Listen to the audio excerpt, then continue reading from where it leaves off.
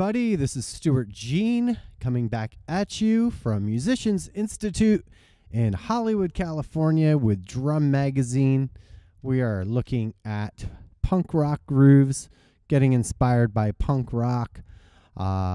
Today we're going to look at, there's so many subgenres of punk. There's so many influences of punk. Brit pop, blues, there's just everything. And of course, rockabilly and punk come together to form psychobilly. Reverend Horton Heat, the Cramps, the Misfits. What are some of the other bands? Tiger Army. I want to look at one groove, which is one of the more typical grooves for this style. Obviously, there's lots of different grooves going on, a lot of murky, slow things, a lot of your typical rock and roll type beats, and that's what we're going to look at today. We're going to look at classic beat that's, the hands are going bass drum on 1 and 3. All right, we're going to look at that groove, but we're going to look at, the thing with this groove is those two notes on beat 2 end, got to make sure that the integrity of those are nice and strong. Got to make sure that they're even and that second note isn't getting lost and there's not any inconsistency. So you really want to focus on that. We're just going to move the right hand to different surfaces. We're going to start out with closed hi-hat, move to open hi-hat, move to the ride 8th notes. Okay, and then we're going to discuss the floor tom riding and then snare drum. We're going to go through that too. So we're about here. This groove would be.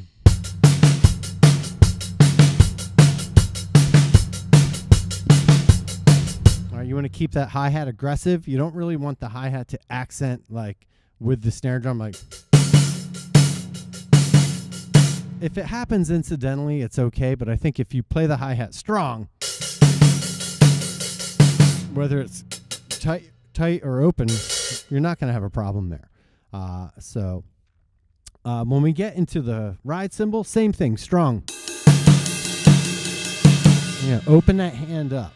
Don't let yourself get tense. Play this stuff at a tempo where you can push yourself, but you can still do it comfortably, and you slowly nudge up those tempos. All right, that's one thing we're trying to do here is build some speed and control at the same time.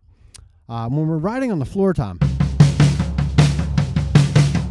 this is a common thing, when we hit a cymbal, we immediately hear it. It's an immediate sound. The sound wave would be, large from the minute you see the sound. Same with a hi-hat, rim of a drum, like immediate. Floor tom, yeah, we hear it immediately, but that low end has to travel and that bottom head has to resonate. So there is a little latency once we start, and it turns into maybe a muddy rumble, and what can happen is the pocket can drag a little bit, and it's just because we're not hearing those 8th notes like nice and right in the front of the beat, and this takes a second to sound, so you got to make sure that you're really pumping those,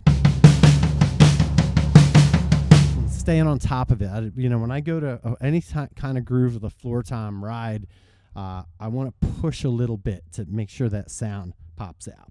All right, and then we're going to move down to the snare drum and play it on the snare.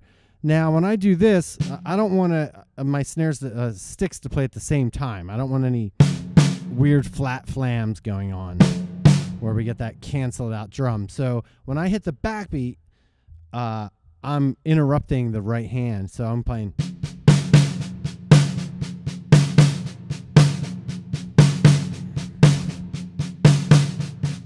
So there's, you have to be a little more mindful. You're not going. You can, but you'd have to flame it. And that's cool. That's totally fine. But I think this is kind of fun.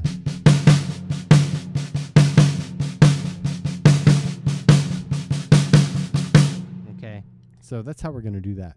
I'm just going to cycle these. So that's 5 surfaces. Tight hi-hat, open hi-hat, ride cymbal, floor tom, snare drum. I'm just going to cycle those 8 or 16 bars, something like that. So here it goes, everyone. And, you know, what I'm thinking about is maintaining my integrity of sound while I'm playing, make sure the groove is good while I'm switching surfaces, and making sure that snare drum doesn't get a little murky and fuzzy. So, all right, here it goes.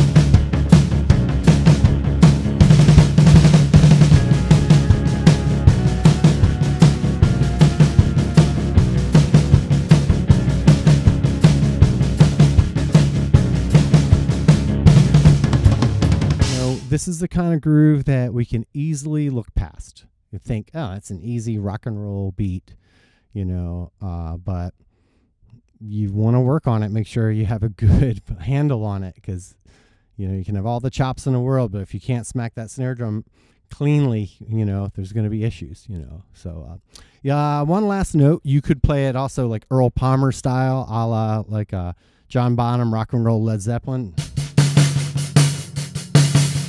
where both hands are rocking the eighth notes. I'm just going to close out with that, and a little more raucous. You could play 4 on the floor and the bass drum. So, you know, experiment with it, have fun with it. It's just a good vehicle to keep yourself in check. And again, it's a good workout. So check it out, everyone. Thanks. Take care.